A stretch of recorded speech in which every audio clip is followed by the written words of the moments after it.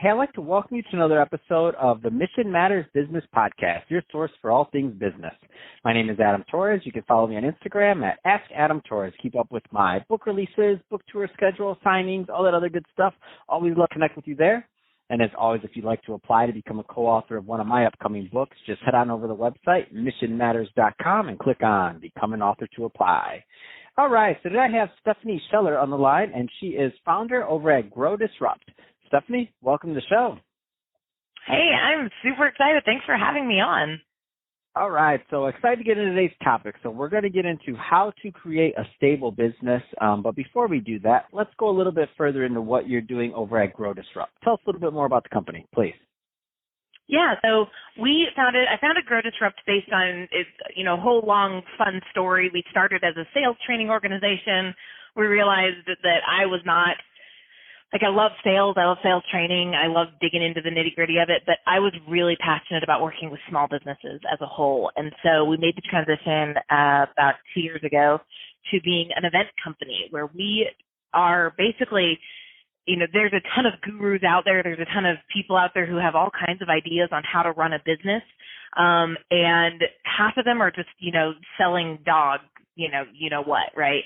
Mm-hmm. And so we set ourselves up as, hey, we're going to interview people. We're going to find who are the right people to actually listen to. Like, who are the gurus you really want to pay attention to? Because what they're doing is going to have a substantial impact on your business.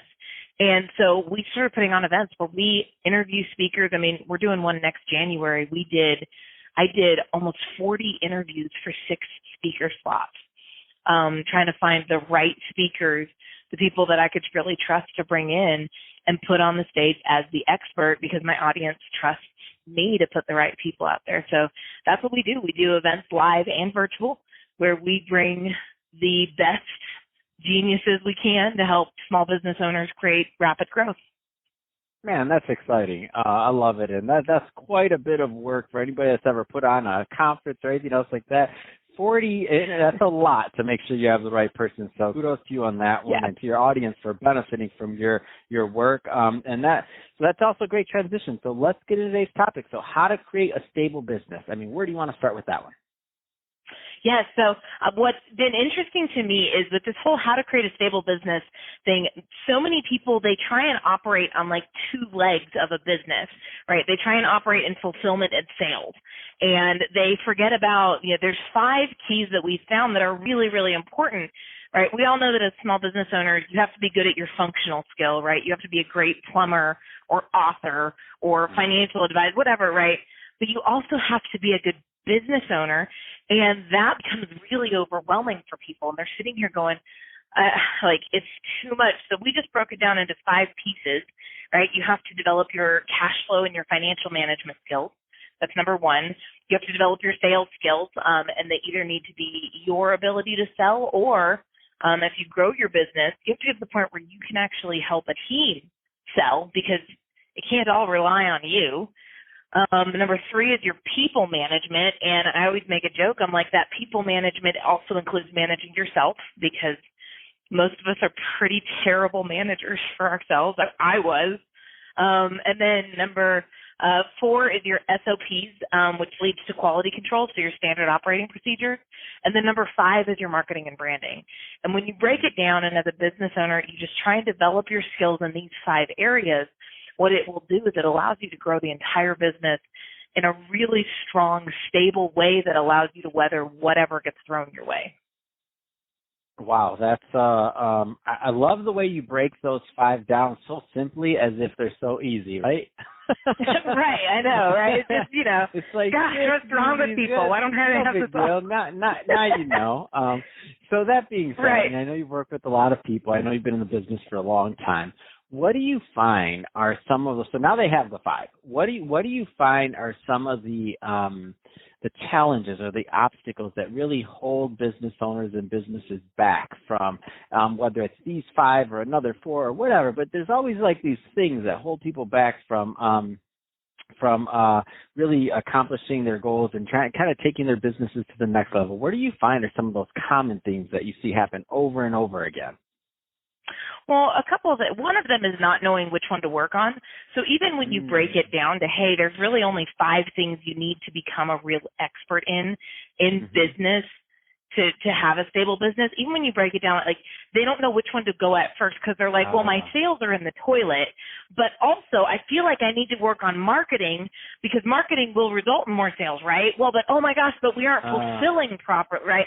So they kind of do this thing where they put like 5% of their attention into each area, hoping they'll make some inroads, but you don't, right? If you put 100% of your attention, or let's be realistic. Let's say you put 90% of your attention into having a really freaking phenomenal sales strategy for your business.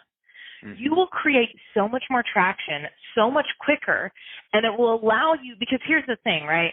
If you're a $10,000 a year hobby business and you're trying to get to a full-time, like where you can walk away from your job and do this thing, the sales strategy you're going to put in place now is not going to be the same sales strategy that's going to get you to becoming $1 million business. So put 100% of your energy there for a week, 2 weeks, 3 weeks, and get really good, have a good sales strategy for your level, and then go work on the next area, and then the next area, and then you'll come back to sales eventually, right? You're never done working on these concepts. So that's the first one, is pick one and go for it. Don't let yourself get distracted until you hit whatever goal you set for that area. The other area, I think, is we have a lot of entrepreneurs struggle with this imposter syndrome, and we feel like we're supposed to be doing better than we are. We feel like we should, everyone else is doing better than we are. We start self-sabotaging where our entire identity is caught up in the business. And so now all of the issues that you're carrying from childhood and adolescence, I'm not a therapist, I'm not a psychologist, so I'm not going to go into that, but like those mindsets, when your entire identity is your business and the business starts to grow beyond you, you will start to self-sabotage. And it will be completely subconscious. You will never realize you're doing that. But I think too many entrepreneurs, because they deal with this imposter syndrome, because they haven't addressed, developing an identity beyond the business, they end up in a place where they grow, they hit a ceiling, they bounce back. They grow, they hit a ceiling, they bounce back. And so if you want to ask me what are the 2 things keep people back from growing, it's not knowing what to focus on first, and it's not dealing with the stories that are playing in their own head. Oh, man, well said. And I don't know, you sound kind of like a psychologist to me. I'm like, tell me more. Then what did I do wrong? It sounds like you're doing good to me. I love it. And you have to be, you have to know humans to work with coaching or consulting or doing anything with entrepreneurs, in my opinion, because we are a weird bunch. I said it, you didn't, but we all are.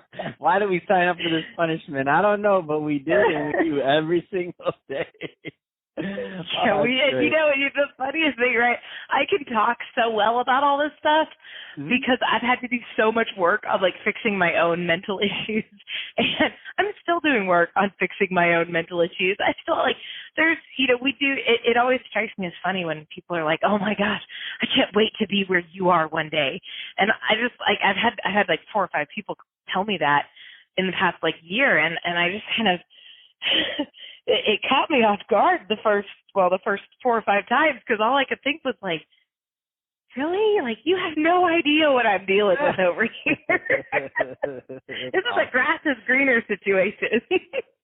So, Stephanie, that being said, if somebody's listening to this, and so 2-part question. Number one, if somebody's listening to this and they want to learn more about Grow Disrupt, first of all, what are the right types of businesses and or entrepreneurs that you like working with, number one? And number 2, what's the best way for them to follow up and to learn more? Cool. So the right types of businesses, we have really 2 major programs that people end up falling into. We have this Disruptive Business Accelerator. It's specifically designed for service-based businesses that are under the $100,000 a year revenue mark. So most of the guys that go through the accelerator come into the accelerator anywhere between $10,000 and $30,000, $40,000, $50,000 a year in revenue.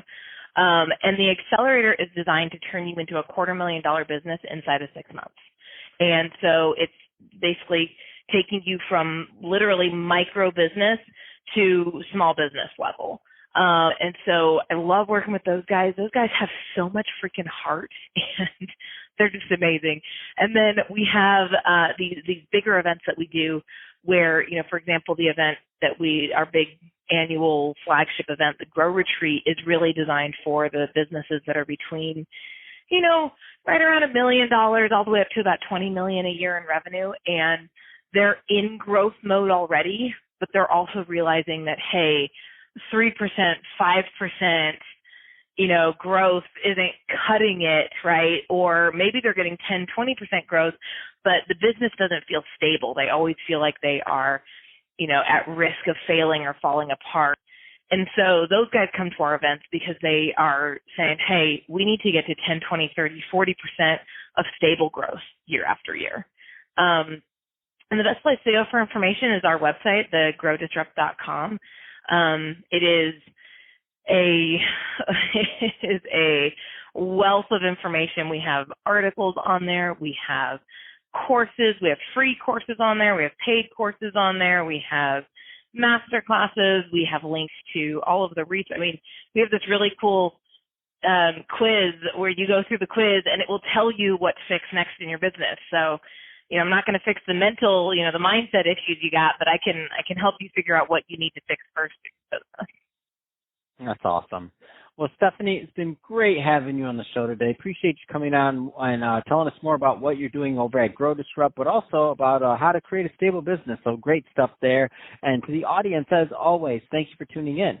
Hope you got a lot of value out of this. If you did, don't forget to subscribe to the podcast, leave me a review in the Apple iTunes Store. And if you're watching this on our YouTube channel, Mission Matters Business, definitely give us a subscribe there, but also leave us some comments on the video. Love to know what kind of projects and things that you're working on. And Stephanie, thanks again for coming on the show.